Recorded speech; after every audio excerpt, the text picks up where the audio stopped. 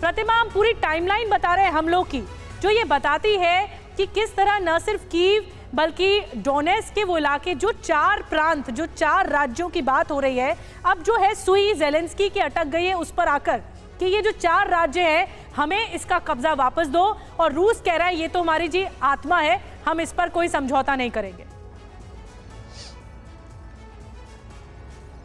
बिल्कुल, सुई अटक गई है और वो दोनों की अटकी है, रूस की भी अटकी है, यूक्रेन की भी अटकी है। यूक्रेन लगातार यही कह रहा है कि आप बातचीत की बात कर रहे हैं तो हम बातचीत को तैयार हैं, लेकिन बातचीत तभी संभव होगी जो आप 4 इलाकों को फर्जी रेफरेंडम करा के कब्जा चुके हैं। ये यूक्रेन की भाषा है। आपको याद दिला दें, यूक्रेन हर मन से कहता रहा है कि जो पॉलिटिकल रेफरेंडम कराकर हमारे इलाकों को अपने मिलाने के रूस दावा कर रहा है, वो तो बंदूक के दम पर किया गया, लोगों को डरा के धमका के किया गया। तो ऐसे में हम इस रेफरेंडम को नहीं मानते हैं, तो पहले आप उन 4 प्रांतों को फ्री कीजिए अपने कब्जे से, उसके बाद ही बातचीत के टेबल पर हम आने को तैयार होंगे। लेकिन रशिया ने साफ कर दिया कि नहीं, पॉलिटिकल रेफरेंडम हुआ और उसी के बाद हमने ये तय किया है कि यहाँ के लोग ही चाहते हैं कि वो रूस में रहे। ऐसे में इन 4 प्रांतों को के अलावा अगर किसी पॉइंट पर आप बातचीत को तैयार है तो आइए हम दोनों बातचीत करते हैं। ऐसे में जो सुई अटक गई है उसका खामियाजा रूस और यूक्रेन के लोगों को भुगतना पड़ रहा है, क्योंकि ये युद्ध और ज्यादा विध्वंसक होता जा रहा है और कोई ऐसा पॉइंट इन दोनों देशों को फिलहाल नजर नहीं आता है जिस पर दोनों ही एक टेबल पर सामने आए और एक दूसरे से बातचीत करें। युद्ध की शुरुआत में जरूर ऐसी कोशिश देखी गई थी जब मिन्स्क में दोनों देशों के प्रतिनिधि पहुंचे थे और एक ही टेबल पर बैठकर कुछ पॉइंट्स पर चर्चा हुई थी कि भाई थोड़ा सा आप आगे बढ़िए, थोड़ा सा हम आगे बढ़े और कहीं से कहीं युद्ध का समाधान निकले। लेकिन अब 10 महीने बाद भी, और जब हम नए साल में प्रवेश करने वाले हैं और अगले 2 महीने बाद हम देखेंगे इस पूरे युद्ध को 1 साल पूरा हो जाएगा, तो बातचीत तो होती हुई नजर नहीं आ रही है, बल्कि दोनों देश जो है वो अब ज्यादा और ज्यादा अड़ गए हैं अपनी बातों को लेकर। निधि, बिल्कुल, बहुत बड़ी बात आप कह रही हैं प्रतिमा। मैं आऊंगी आपके पास कि दोनों देश ही अड़े हुए हैं, तो फिर युद्ध का अंत होगा कैसे? एक बड़ी खबर बता दें, वॉर जोन में रूस के MLRS, जो कि मल्टीपल रॉकेट लॉन्चर सिस्टम होता है, उसका एक्शन देखने को मिला है। डॉनबास में यूक्रेनी ठिकानों को निशाना बनाया गया है। रूसी हमले में कई यूक्रेनी सैन्य ठिकाने तबाह हो गए हैं। रूस यूक्रेन वॉर से लगातार सिचुएशन खराब होती जा रही है।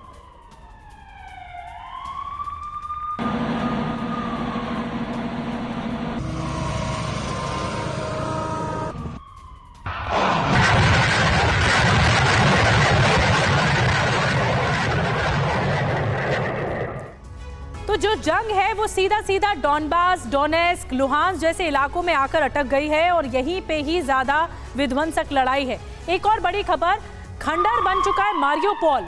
शहर की कई इमारतें मलबे में तब्दील हो गई हैं। मारियोपोल में रूस और यूक्रेन के बीच भीषण जंग जारी है। यूक्रेन का आरोप है कि रूसी हमले में ये पूरा का पूरा शहर तबाह कर दिया गया, और ये देखिए कैसे खंडर बन चुका है। हर ओर ध्वस्त हो चुकी इमारतें हैं, जमींदोज हो चुकी इमारतें हैं और पूरी तरह से नेस्त नाबूद हो गया है ये इलाका।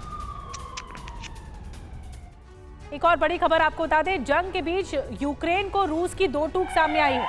कब्जे वाले 4 प्रांतों पर नहीं होगा कोई समझौता। क्रेमलिन के प्रवक्ता दिमित्री पेस्कोव का ऐलान। रूस के ऐलान के साथ ही शांति की संभावनाएं खत्म हो गई हैं।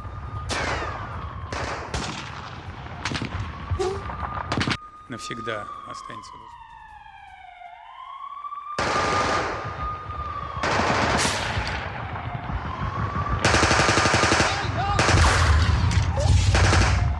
तो जब रूस ही, क्रेमलिन ही इस तरह की 2 टूक बयान दे रहा है तो फिर शांति की संभावनाएं बचती कहाँ हैं?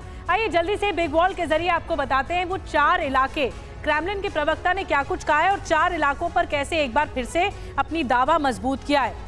क्रेमलिन के प्रवक्ता दिमित्री पेस्कोव, इनके हवाले से खबर मिली है कि यूक्रेन के 4 राज्यों को रूस किसी भी कीमत पर नहीं छोड़ेगा। ये पहली बड़ी बात। कोई भी शांति समझौता इन 4 राज्यों से अलग रखकर होगा। इन्हें 4 को हटा दीजिए, उसके बाद शांति की बात करिए। कोई भी शांति समझौता, जैसा कि हम आपको बता रहे हैं। और 4 राज्य कौन से अब आपको बताते हैं, डोनेट्स्क, खेरसोन, लुहांस्क और ज़ेपोरिज़िया अब रूस का हिस्सा हैं। रूस ने हस्ताक्षर करके इस हिस्से को अपना ही कर लिया और 4 राज्यों ने खुद रूस में शामिल होने का फैसला किया। बाकायदा इसमें रेफरेंडम कराया गया था, जनमत संग्रह कराया गया था, उसके बाद ये शामिल हुए।